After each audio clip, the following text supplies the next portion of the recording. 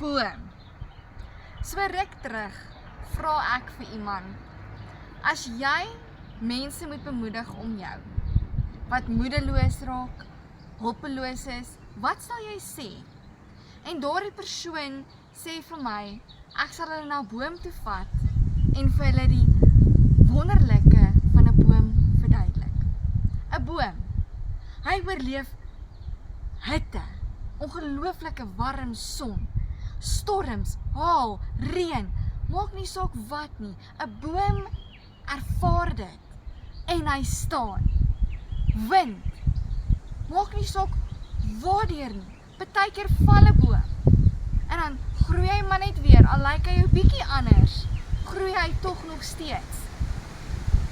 Maar 'n boom val nie sommer as sy wortels nie diep geanker is. Is ons nie ook maar bome nie?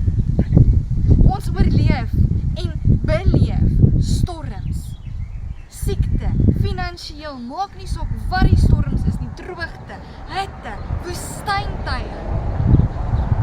Maar ons staan nog steeds. En as ons val, dan staan ons weer op en ons groei weer verder. Storms help dat ons groei. En op die einde van die dag gaan ons staande bly as ons wortels diep geanker is in Jesus Christus. Dan groei jy. En hoe dieper en dieper jy jou wortels insteek in die Here in, hoe beter, hoe makliker, hoe meer verdraagsaam raak die storms in jou lewe.